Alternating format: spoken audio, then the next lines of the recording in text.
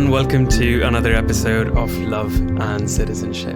Thank you for tuning into another episode, and I'm so very glad that you decided to press play on this one, because I can tell you, as I'm recording this intro, I have just re-listened to this episode, and boy, have we managed to pack such a conversation. I am delighted that our guest today decided to hop on the podcast, because in many ways, this conversation is a redo of a conversation we had many years ago waiting for students at Terminal 2 of Dublin Airport. And the flights were kind of getting delayed, and we just sat there and we'd just come out of relationships fairly recently and decided to just embrace our vulnerability, embrace the moment, and decided to share and find support and find healing through our conversation that day. And so when I started sending out emails for the second season, Kenny was the first person that I ever sent out an email to, because I knew that if he would be up for it, I would have loved the opportunity to recreate some of that magic that was there in that conversation.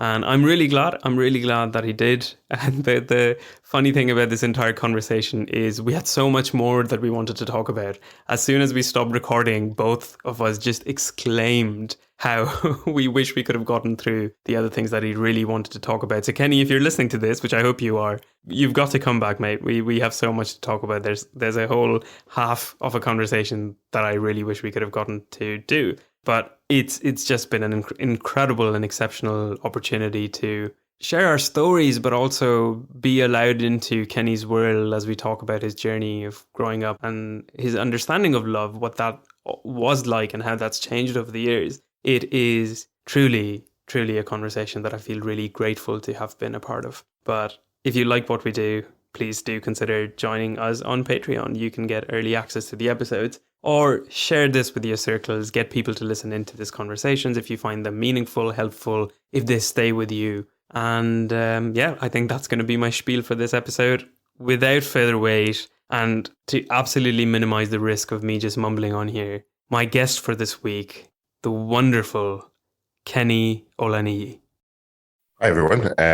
Thank you for having me on firstly, Pran. I really appreciate being asked, and so really appreciate having the conversation. So yeah, my name's Kenny, 25. I was in college with Pran. We worked together briefly in the global room. At the moment, I am working as a programs coordinator, and I'm living up in Belfast at the moment, even though we met down in Dublin, and I've lived in Dublin pretty much all my life. Yeah, damn. I can imagine it's a bit of a shift. Yeah, it is. It's a unique city. I would put it like that, you know. But it's not been too bad. Like, it's still sort of relatively close to home and really close to Dublin, so it's okay to sort of for commuting and stuff like that.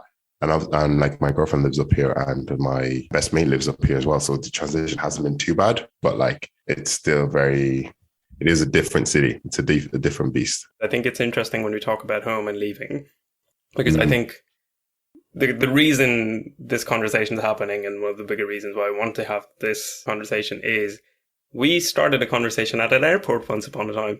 Indeed. Yeah, and I know I've said this to you when we did the chat call before this. I know I said this to you in the email, but there's particular moments in your life that stay with you, and just like the most mundane day when you think about it. So for background for anybody listening, Kenny and I used to work in the global room, which was like the student body part of the International Students Office in Trinity College Dublin, and we were global room ambassadors. And one of the big things that ambassadors used to do is at the start of every term go pick up students at the airport, and these were international students coming in, and we were part of the meet and greet service. We were there. I think somebody was meant to show up, or they never did, or their flight was delayed, and then the space between picking the other people was long enough that you had a bit of time, but not nearly long enough that you could leave and come back. And we're just sitting there and we're talking about just things, and then somehow the conversation led to relationships and exploring intimacy in relationships and how men process breakups. And I've never had that conversation with anybody, or hadn't had that up until that point. And I know it's ridiculous that, you have, as men, you tend to think about like, hey, that was that one big conversation. But I think it was so incredible, and it sparked something in me. So in a way, I think this podcast exists as a way of me kind of having these conversations that I wish other men like me and just me as a young kid could have access to. And so I think this is a love letter, a pocket dimension of conversations. And I couldn't think of a better person to have this conversation with. Appreciate that. Yeah, I remember that conversation. Like, we were upstairs, we were like sitting down, and we just had, it was one of the few times when I've had like a chat with another man, especially with anybody really, about sort of breakups and sort of the effect it has on you. And like, I was after my big breakup a couple of months after it. So I suppose had some time to maybe process a little. I've had more time anyway, obviously now, but yeah, no, it'd be good to sort of explore it a little bit. I think it'd be helpful to kind of go through your life history in a nutshell, I suppose. Obviously, we could have like an entire like episode just focused on that, but just so growing up in Dublin as a black man, what was it like for you, your childhood? Just take it away. Yeah, so I suppose if we start way back, I was born in Nigeria. Mm-hmm. I moved to Dublin. Well, my family moved to Dublin when I was about 4 years old. We lived in Carlow originally for about 2 years, and then I moved to Dublin. Was living in Blanchardstown. So it was it was myself, my mom, and my two sisters. It's always ever been us, really. And like I did all my primary school in Blanch, and then I moved to Balbriggan in secondary school, midway through secondary school in like third year. And again, that was, I suppose, it was a bit older, a lot more sort of. That's when I started to like figure out the world a little bit and figure out what was going on with different things. Looking back I would say like in primary school and like my childhood was like overall a really good childhood. I enjoyed it. I've only really have good memories. Mm-hmm. There are certain memories that are quite maybe not as positive, I suppose. In certain like you experience certain things as a black person that you don't really realize at the time when you're younger. It's not until you're a lot older that you look back and like, oh, okay, maybe that's why I was treated a bit differently there. Maybe that's why this person really didn't like me there. Mm. But then when I got to Balbriggan is again, another unique place where it's quite multicultural. To be honest, Blanchardstown was as well. But like, because I was moving, it's quite a multicultural sort of town because a lot of people who would have immigrated, who would have stayed in Mosney, which is the direction provision sort of camp, would have either moved to Balbriggan when they got their stay or moved to Drogheda. So Balbriggan had a really influx of a lot of kids my age, their families, my sister's age and stuff. So it was I think for me, it was the best place to move. Like looking at how my life has turned out, is the best move for me and my family for sure. Even though at the time I hated it, I couldn't, not a chance. It was the worst thing ever to happen as a kid. You're like, oh no, why are you taking me for my friends and all this kind of stuff? And you realize that there's nothing you can say. You just have to do it, you know? Mm-hmm. But then when I moved to Balbriggan, that was when I sort of started to see, so in third year, when you're about 15, 16, that's when you start to sort of see what your personality is like and who you are and where you're, like what you want to do and where you want to go. Mm-hmm. Like I knew I always wanted to go to college, like as an immigrant, especially as an African coming into the country. Your parents are always just like education first, make sure to get a degree, get a good job. That was the plan. Yeah. One thing I was lucky in, my mom never sort of put any expectation on me to do a certain thing or go with certain like route career wise. She always just said, just get an education, get a good job. So for me, that was something that really sort of in hindsight took a lot of pressure off, even though there was obviously still a lot of pressure as being like the oldest son and having the pressure of like making sure your family sort of represented well within sort of society, even though when you think about it, it's never that deep, but like it is something important and quite important to Africans. But like when I got to Balbriggan, it was when all my friends now are guys that I've grown up with in Balbriggan, and like we were going to school with people who looked like me and sort of accepted me in, really sort of I think shaped the rest of my life, because I'm still very much grown up in the Irish system. And in the Irish system, you understand the Irish language, you understand the Irish people. There's certain things that you can't people won't get and won't understand about you because it's just how it is. But like growing up, but having sort of Black people or Nigerians specifically who sort of understood you and sort of were the same age as you, going through the same kind of things, that really meshed well with sort of my life and my sort of transition into college and now into sort of full-time adulting. Yeah. That was a huge spiel. Sorry. No, the point is for you to talk. I think, no, I'm really glad you had that experience because I can imagine it could be so isolating if you didn't have peers who were going through the same things. For sure. Yeah. And that's one thing I think I didn't realize you don't realize until now when you look back and you're like, yeah, we all lived the same sort of life. You know, there's that saying that literally we've all lived the same life. Like, my mom used to do that. My parents used to do that. We used to have to do that. All these like little nuances that link you as sort of both Black, and then it links you as like Nigerian, and then it links you as African, and then it links you as like being Irish, and it links you as being from like Europe, or links you as like enjoying this kind of music and all this kind of stuff. Yeah. I find it so fascinating. There's so many links in like not just sort of race, but like culture and diversity. Yeah, it's a cool thing. I think race is definitely a part of our identity, but you're dead on. Culture plays such a strong part. And I'm curious, sure, I have my own journey of like still trying to figure out my own identity, but I have had the journey of, I am as desi as they come. But when I left home, and you're dead on, I think 14, 15 is about the time when you start getting some semblance of your place in the world. The first like hints and whispers. And for me, it was just like I never felt at home in India. And then I've moved to all these different places and I've taken a lot of my culture and brought into myself a lot of these cultures that I've been part of. So I understand there's a cultural element to it. Very much so. What is, and you don't have to have an answer of like, this is my identity. Because it's forever changing. What does it feel like for you? Because, you've had this experience. What has that been like? That's a really good question. And it's a question that's sort of come up quite a bit because there's been a lot of conversation, especially like last year following sort of the death of George Floyd and the whole sort of like the conversation around race and discrimination and stuff like that. And like, there's been a lot of conversation about like being Black and Irish and like what that entails. And for me personally, I think actually I was on a pod the other day and I described it as I would say I'm Nigerian first. No, I say I'm probably Black first, then I'm Nigerian, and then I'm Irish. Or I think that's how I see it.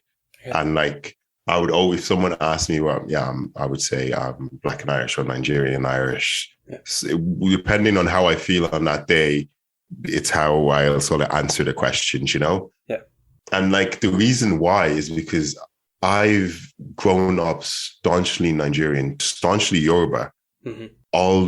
I understand in as much as I can, as much as my mom has influenced me, my family, my friends, what it is to be Nigerian and what it is to sort of understand Yoruba language, you eat Yoruba food, eat Nigerian food, sort of understand why we behave a certain way, why there's certain sort of cultural differences between being Igbo maybe and being Nigerian or being Yoruba, or being Nigerian and being from another African country. Yeah. So I've been staunchly Yoruba. I've always felt like that.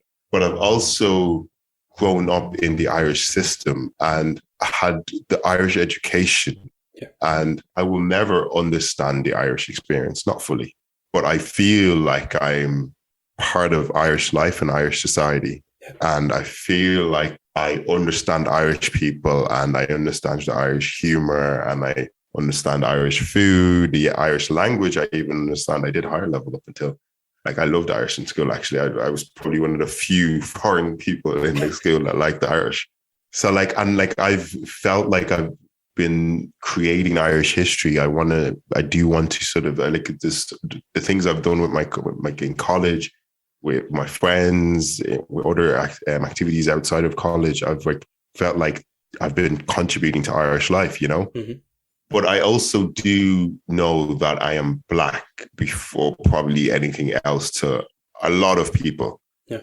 And that Blackness sort of links me with pretty much everybody else that's Black in the world, even though we are very different. Mm-hmm. So it's a unique one. I have always liked the duality of being sort of Nigerian and Irish and Black and Irish, because I think they're a lot more similar than they like to think. Yeah.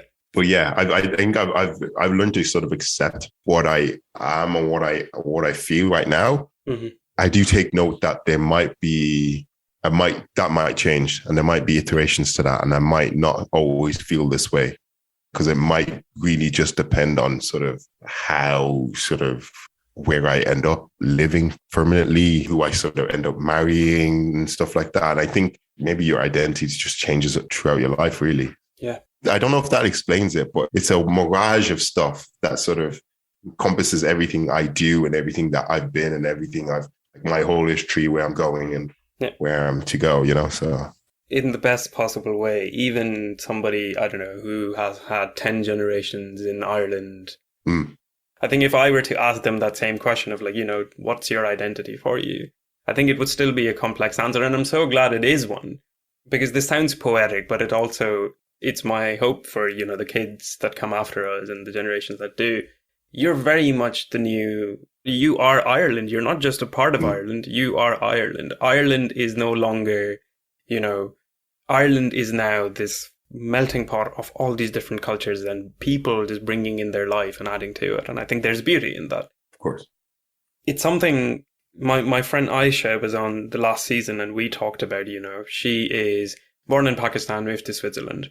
I am born in India. I've moved Canada, Ireland, and now the UK. But we've both had very different experiences just as around people. Yeah, I get you.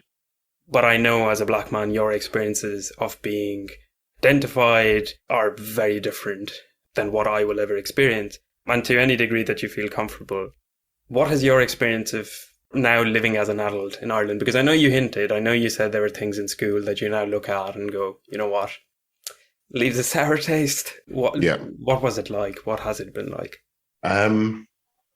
I think it's an interesting one, because I think some of the sort of experiences you have, a lot of them aren't really sort of overt. I suppose I've been lucky where I've not had like many serious encounters of racism, but there has been a lot of sort of mini ones, and then there has been some quite significant ones where I'm like, that was totally out of order, totally wrong. I remember in school one time, like, and it wasn't until like recently that I sort of realized that it was because I have no other reason to do it down but the fact of my color. There was this kid that just did not like me. And I didn't understand why he didn't like me. And it wasn't a case of like, and I was a quiet kid. I'm not doing anything to you. I'm not saying if anything, I'm not saying anything.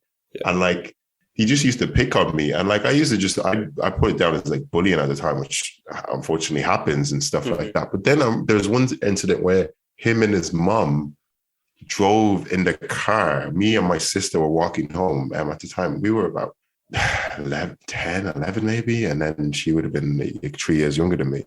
And we were walking home, just my mom was walking home, and she drove right at the side and starts roaring out the window. Yeah. And like, for no reason, because like I didn't do anything to this kid. Never touched him. Never did nothing. Like I was always the biggest guy in the class. So if I wanted to be, I could have been the bully. Like when I'm looking back, if I wanted to be, I could have been. Like then a couple of years later, we were in school. We went to different schools when we went to secondary school. I was walking down the road and I saw him, and he couldn't look at me. He literally face down walked right past me. And then, like, at the time, I was just like, yeah, like, you just push it off. But then when you think about it, and you look back and you think, there's no reason to, or like, that's the only thing I can put it down to.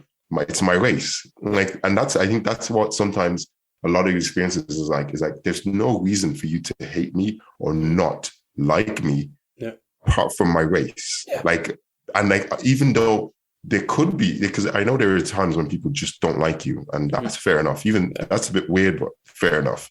But like, because you're Black, the only instinct you can sort of put it down is race. And I know a lot of people say don't play the race card and stuff, but like, it's hard not to, really hard not to, when what am I, like, where am I going to put these down to? And then there's other things when you're sort of in work or sort of working in daily life, where people just say some things and like be a certain way. And like a friend of mine, actually, he came over from Manchester a couple of weeks back and we were chatting. He's Indian as well, actually. And he asked me specifically, he was like, do you think there's ever been, like, has your race ever stopped you in life or in certain scenarios and stuff like that? And I've been like, I would say I'm very privileged and I'm very lucky to have a job. I'm very lucky to have educated. So when you think about it, like, no, not really. But like, not really. But like, even though it's not really, there are a lot of experiences and a lot of things I can't do, wasn't able to do, I probably will never be able to do because of my race. I might not be able to pinpoint them right now. I might not be able to sort of like elaborate them or explain it to you in a way that's sort of satisfactory to you. But I know and I feel it. And that's the thing that's really hard to sort of explain to people sometimes, you know? Like, it's been the last like year and a half has been fairly difficult, sort of having to have conversations and explain to people and sort of legitimize my experiences to people. It's been good because people are finally listening, but it probably shouldn't take in the murder, someone's murder and everybody being stuck at home, seeing it and nothing else happening, for people to just finally realize, oh, there is actually a big problem and something that we need to deal with. So it's a lot of it is mainly, it's more covert than overt. And that's something, especially in Ireland, with like policies and different sort of, like, you know, the way, like, it's like the deck is stacked against you, but you don't know how it's stacked against you because you don't have the deck. So it's like, you know it's stacked against you. I'm not going mad. I know it is. But I can't prove it to you because you're the one who can prove it to me. You're the one who needs to tell me that's stacked against me. Oh, that's probably the best way I've ever seen it put. There's just that feeling of like something's amiss, something doesn't feel right. But I find conversations around race very interesting to have. They're very tough ones to have for me as well. Because I am still very, I don't want to say new, but I'm still very like fresh in terms of just like realizing the own ways that I now have realized that, you know, I was profiled, or, you know, this person treated me this way. One of the earliest experiences of me, and this is actually the day I think something clicked in my 16-year-old brain that racism exists. And when I start this story, it sounds like a joke.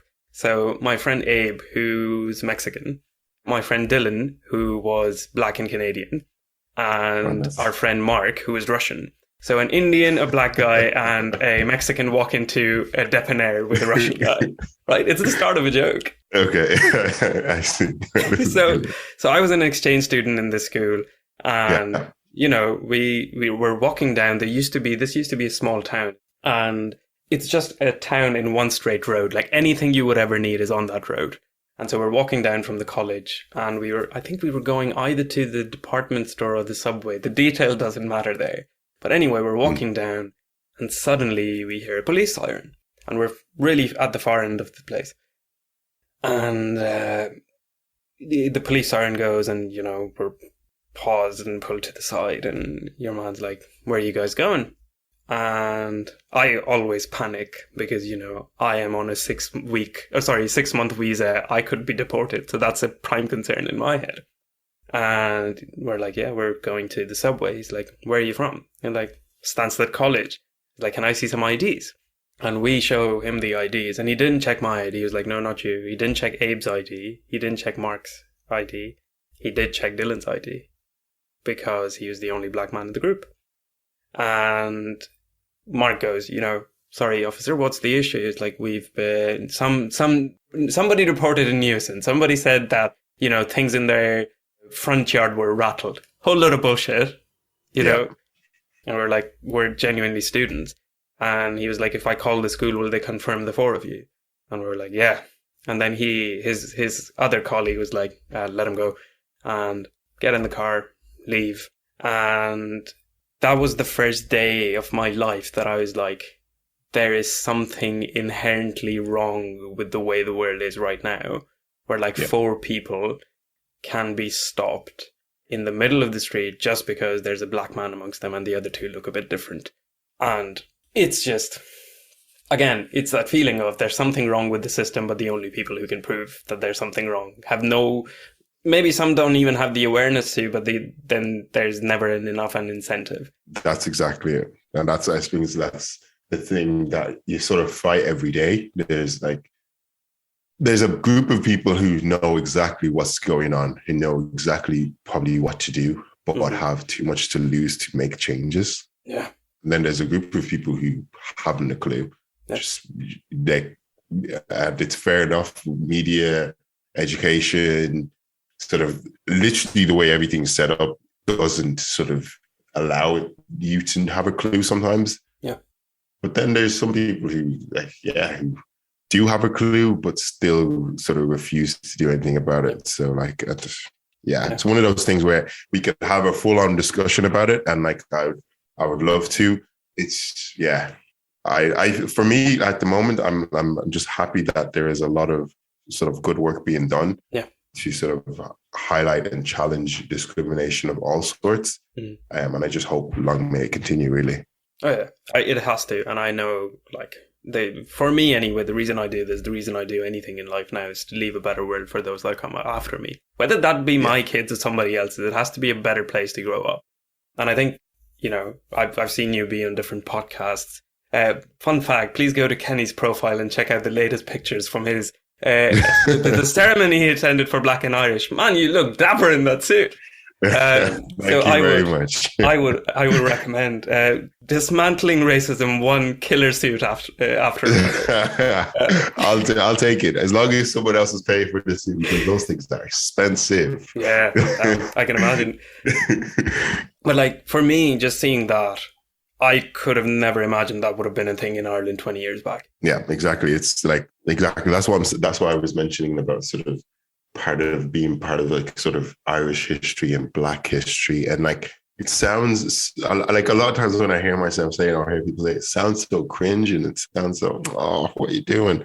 But it is true. And it really is sort of when people are making these big rousing speeches and you're like, why are you doing this? But then you realize that when you do something, when you're part of something like that, you realize, there is sort of a reason behind it. And there's it'll last, and it'll make the people that got the awards, they were so happy to get it, and they were so happy to be sort of recognized and things like that. And that's the sort of impact that you're trying to leave, as you said.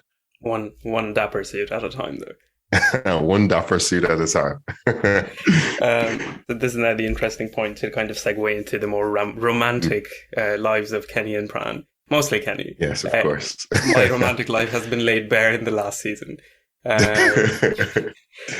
So we've talked about identities. We've talked about, being a amalgamation and product of all these different cultures. What has dating been like? Yeah. Good question. I suppose dating has been interesting. I feel like a lot of people think I'm this big ladies man. When I'm really not. I'm really just a shy kid just trying to find my way. People really don't believe me when I say that. But no, as a kid, growing up, when I was a bit younger, I would have been quite shy and stuff like that. So it wouldn't have been something that would. I did have my first girlfriend when I was in first year of school. Oh, so that sort of just annihilates everything I've just said. Yeah. But again, I was freestyling this. I didn't understand or know what was going on. Mm-hmm. So it was a case of, I think I was in the same class as this girl, and her friend was a year older than me, and she fancied me, and I was like, oh, okay, she fancied me, okay, cool. And then we started going, and we went out for like a month or so. And then like she broke up with me eventually, and I was like, oh shit. And that was my first like mini heartbreak, you know? It was, a brief thing. And then it wasn't until I was like, maybe, obviously you'd be speaking to girls and stuff like that, but I wouldn't have been the most like sort of forward guy. I'd be more of a, again, like quite chilled and quite shy and try like in myself. Like I remember I fancied this girl for years and never told her. And then like, I still, till this day, she doesn't know, but like, I moved school. She was from my old school. And it was that kind of thing where it's like, I was never confident enough to sort of go for it or like to say, oh, I like you or all this kind of stuff. And it's just, it like really, really scared me. Mm. And it wasn't until I got moved to Barbados and like got into fourth year or fifth year. And like, I came out of my shell a little bit. Yeah. I sort of, because I had, and it links back to that thing I was talking about, like race and stuff, because I had like my boys around me. And like, again, I'm still to this day, probably the most shy of the boys, but like they really allowed me to become out there and sort of, they were speaking to girls. So I was around more girls and like, you just sort of rub off people and you sort of, again, find yourself, I suppose. Yeah. And then I had my first long-term relationship. Well, again, I say long-term, but like I was with her for like 7 months, I think, in school.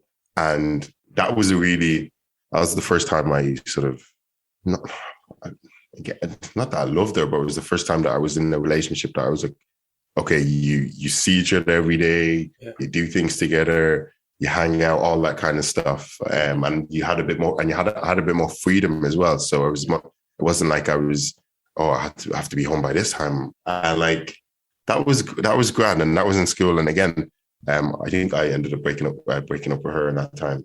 And I got to college and obviously like you'd see the odd person and things like that. And like, you never really, like when you're younger, you don't really know what dating is and you don't really consider stuff dating. Mm-hmm. But then when I got to college, I had a long-term, I don't know what you call long-term. I had a relationship for like whatever feels long-term, I'd say. Yeah, exactly. Like I had another relationship for a year, and again, that was grand.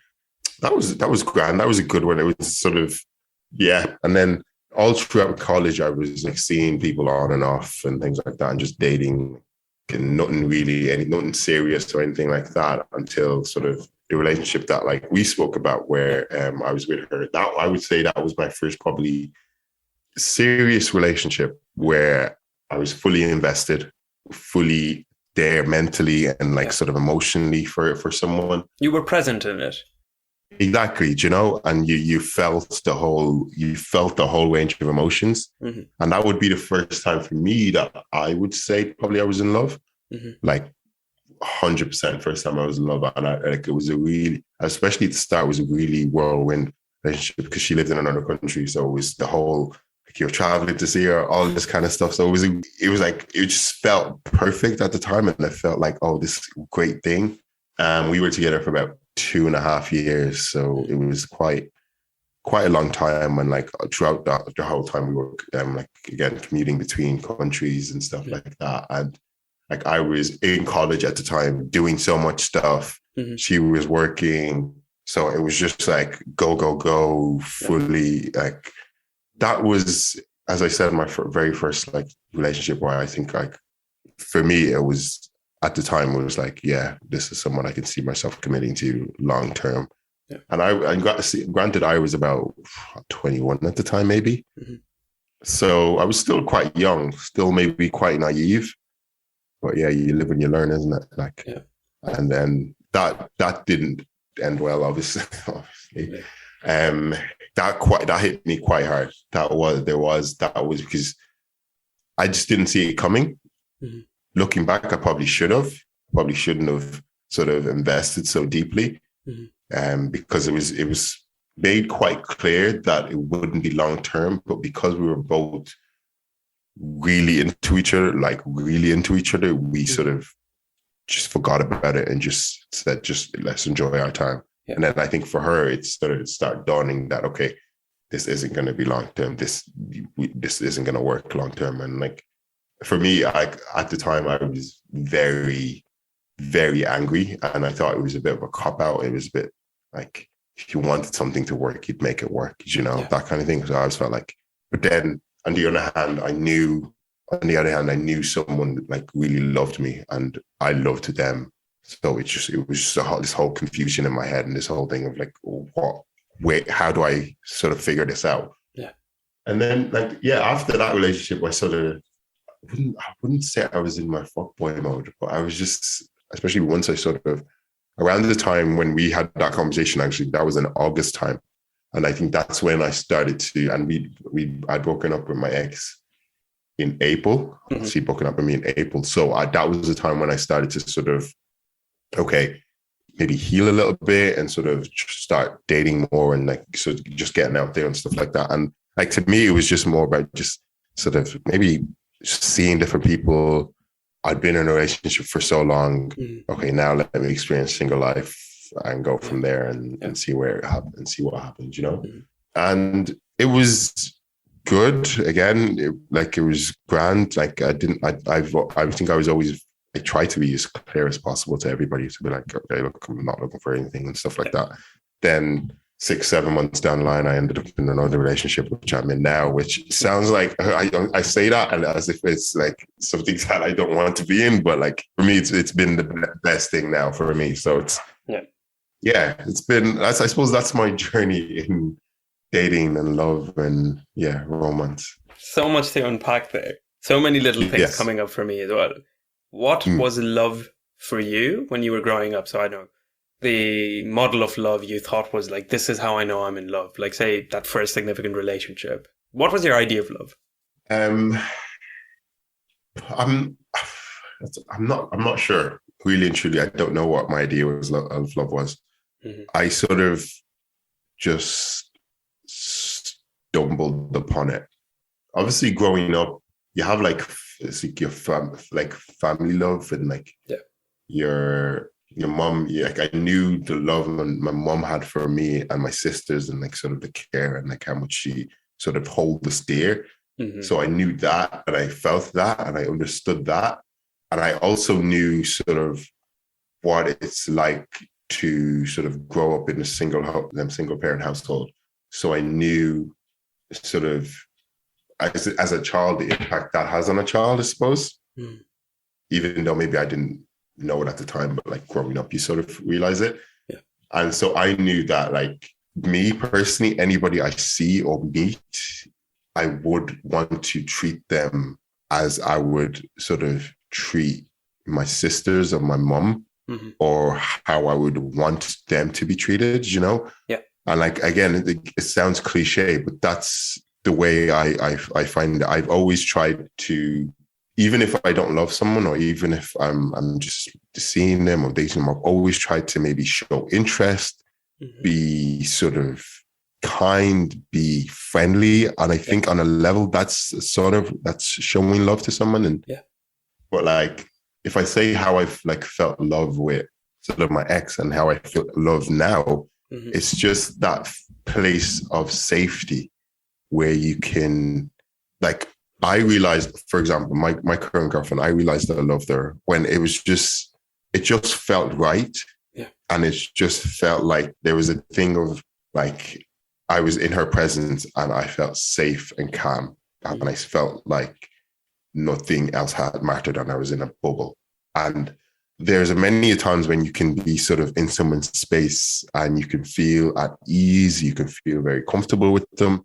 But there's an extra level of like, there's something extra where it goes beyond just feeling like, oh, this person is a cool person. I can hang with them. I can chill with them. It's like there's like a safety blanket there. Yeah. And that's what I see as love. And that safety blanket, that's someone that like, you just know your heart just feels like at ease when you're with them. I don't like, I feel like people can relate to it. Yeah. But it's one of those things that it's so hard to sort of describe because it's it's an emotion. You can't, I really can't describe love. Yeah. It's not a thing, it's a feeling. Yeah. Yeah. You can't put words on it. The closest words I can put on it is safety and comfortability. Mm-hmm. Yeah, those are the two words I could sort of try. Yeah. The reason I asked this question, I've asked this question to everyone I've done this podcast with. And every time the answer is like, oh my God, I don't know. I feel a certain way, but I don't know what it is. And I think that's the answer. When you're talking about your mom and when you were talking about, just knowing that your family loves you, and when you're talking about how this relationship, the one that you're in now, came about, I think that's the best way to be. Because you can't force love into submission. You can't make people fall in love with you. Yeah. I'm sure at certain points in our life, romanticize the idea of like, if you love somebody, you chase them for long enough, it's going to work out. Like music showed us, Bollywood continuously fucked me up with that narrative. It's all this different cultural fusion that comes in. Yeah. But I think love's a feeling. And for you, love is feeling safe, a capacity, a space where you can feel intimate and hold that space and be held in. And that's beautiful. And I'm glad you have that. Yeah. I think one thing is that I've sort of realized is I know there's this, like, one thing I wanted to mention, there's this whole thing of sort of the love of your life and sort of you'll know when you'll know, which I think part of love is you will know when you know, and you will know when you want to sort of commit to someone and be with someone. You just have the feeling. Yeah. But I think like one thing I was thinking about it, like you can have multiple sort of loves in your life. Yeah. Because I've started to realize that you can have multiple lives. Yeah. Like my life in college is very different to my life right now. Yeah. And even though my previous relationship, I felt as the love, like I was thinking the love of my life, like it's quite possible she was the love of my life, of that space that I was in, of that being part of Trinity College, doing AfroSoc, flying all over like not even all of flying to England multiple times. That was my life, and she was the love of that life. Mm-hmm. Now my life is quite different, and I'm in a very different space. And my current girlfriend is the love of my life right now.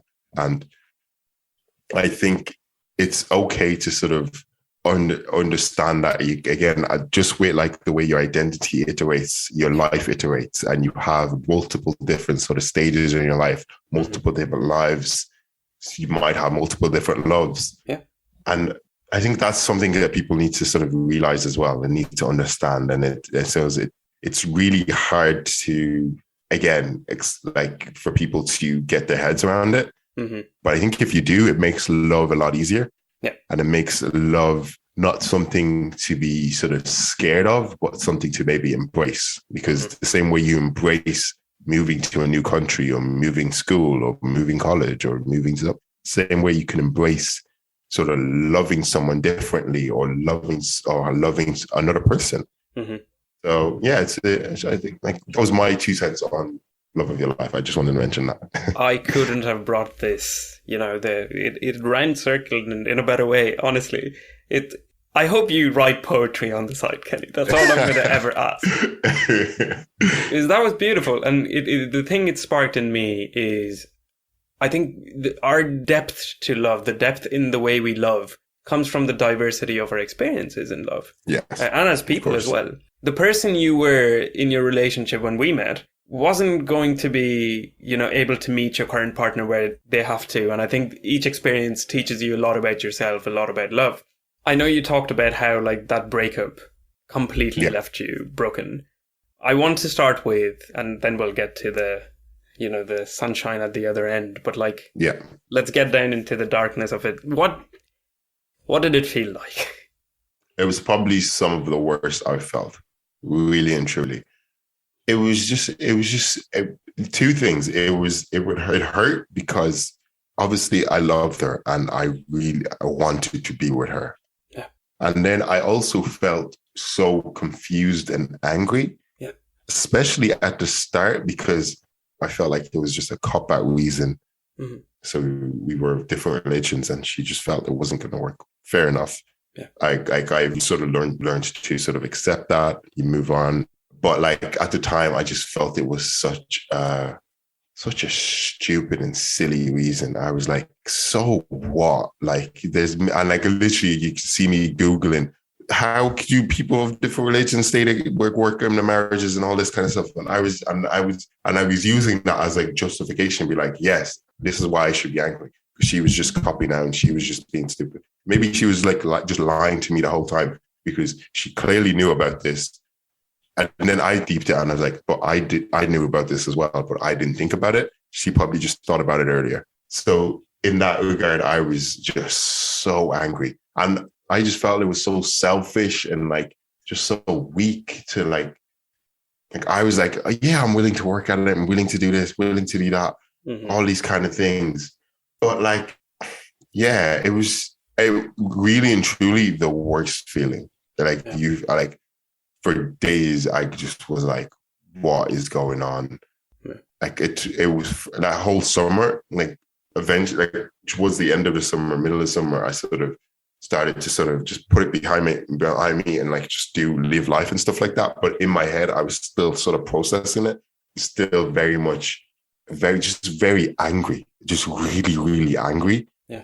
Because as I said, I just thought it was why would you break up something that was so good, going so well? We were like, I was considering like moving over. I was my whole life was built around this person. And like, everything I did was built around, okay, when I'm going to see you, how are we going to see each other? What are we doing next? Yeah.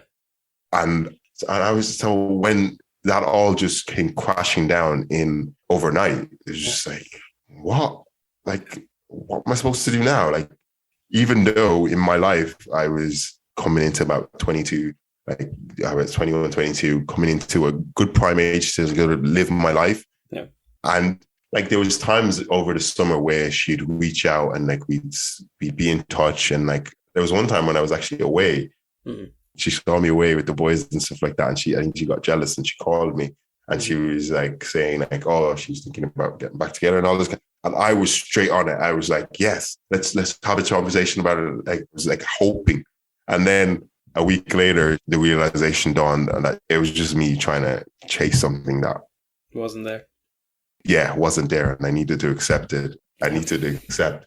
And it took me a while. It took me a long while. And there would have been a few people I would have conversations with, even like some people I saw, like was dating, that would have sort of realized that I was probably still hiding or still in a bit of like pain and not really fully accepting it. Yeah.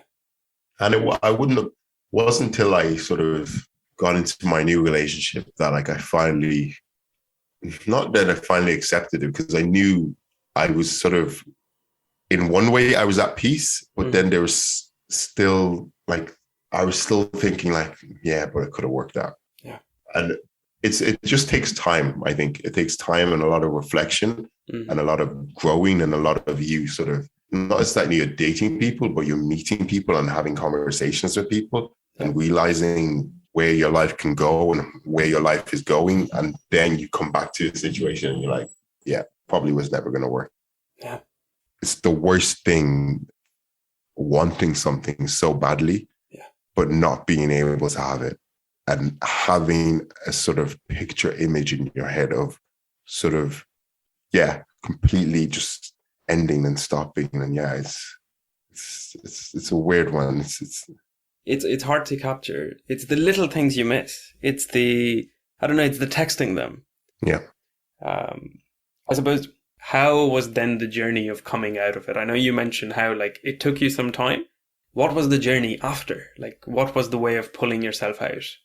For me, it was just getting involved in everything and anything and just trying to go about my life. And like my mom will always just be like, look, there's no point in crying over like spilled milk, like something to that effect. You have a life, you're healthy, you're well. And I know it's not like that doesn't take away from sort of the grieving process you have to do. Yeah. But I think it's part of the grieving process to sort of try and just get involved and try and like, I was lucky where I had a really good friendship group around me. The boys were superb. They always checked in on me, always made sure I was okay. I think because they saw how much both of us committed to that relationship and how much how much love there was there. So they knew that, okay, if this is ending, this could be a bad ending. Yeah. So like I was very lucky in that regard, where I sort of stayed busy, had really good people around me to sort of making sure I never got into a really low state and really sort of bad place. Yeah. I think also I had to sort of let go of the anger. Yeah.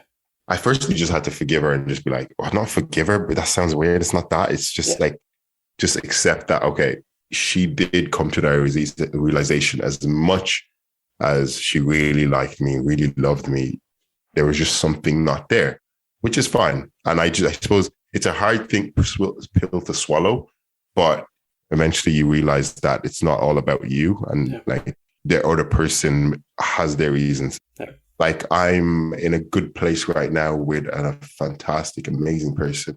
And I suppose meeting her helped me in a way, because it was like, oh, this is someone cool. This is someone I really like. This is someone that like I was happy to make my girlfriend, because at the time I was like, I'm not getting into another relationship. Definitely not getting into another long-term relationship, a long-distance relationship. Yeah. And she was someone that in my head, for some reason, felt like the right thing to do. I'm very glad that your journey of it wasn't the, women are shit, love is shit, not love, nothing. There is no joy in the world.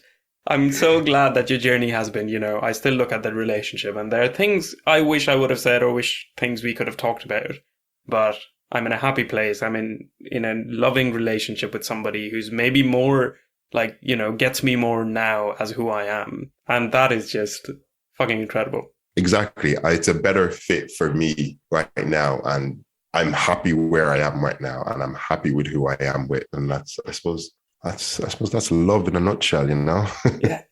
There's an entire section that we never got through.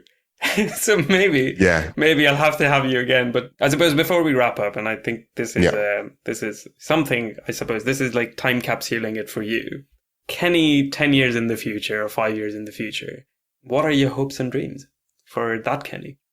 For me, I just want to be doing something that I'm enjoying and like is making a difference. Yeah. I love the area of my career that I'm in at the moment, and I'd love to stay in that area, and I'd love to sort of move up and progress, obviously. Mm-hmm. But I'd also like to be in a place where I'm 35 and I'd like to be married. I'd like to be married with kids, and I've had a relationship where we've had multiple experiences together, where we've sort of traveled the world and seen different things and understood each other a lot better, and are in a position where we can raise really full kids who will have a wide variety of experiences based on my culture and my sort of upbringing, and based on her upbringing and her culture, and sort of love to be in a place where I could tell my kids and show them the sort of improvements that have happened in the world, and show them how this is where we started, but this is where we're at now. But I think someone said that cliches are cliches for a reason. Mm-hmm. I just like to be in a space where I'm really happy and really feel like I've lived a full life, and I don't feel cheated, and I don't feel like I'm yearning for something. I feel like I'm in a good place. I'm making strides with my family and friends, and I'm doing work that I really enjoy, that I can say I'm proud of. And I can say that, like, this is my experience. This is my 20s. I did so much stuff. I achieved so much. Yeah. But there's still a lot to do. And like, I just hope I'm in a good place. And I hope I'm still with Emma. I hope for me, like, she's where I see my future. And so I hope we're in a good place in 10 years. I wish so much for you, and I genuinely hope. On your baby's birth, I will try and find this episode and just sneak it into your DMs, which will be flooding at the time. Thank you. Firstly, I just want to say thank you so much for having me on.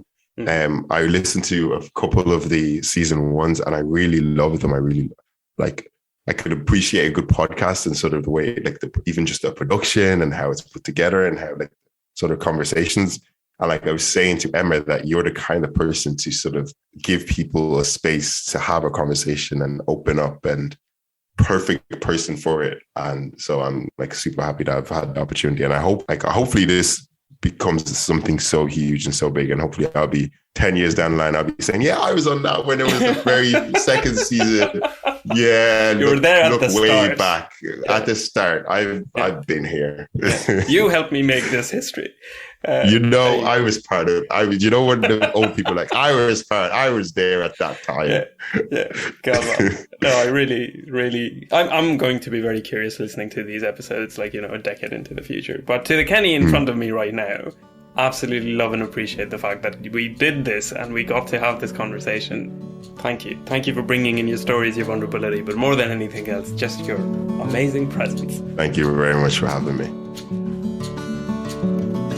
Thank you for listening to this episode. We have another episode out next week on the Wednesday, and if you like what we do and the work that we're putting out, do consider joining our Patreon. Till then, this has been Love and Citizenship, and I will catch you in the next one.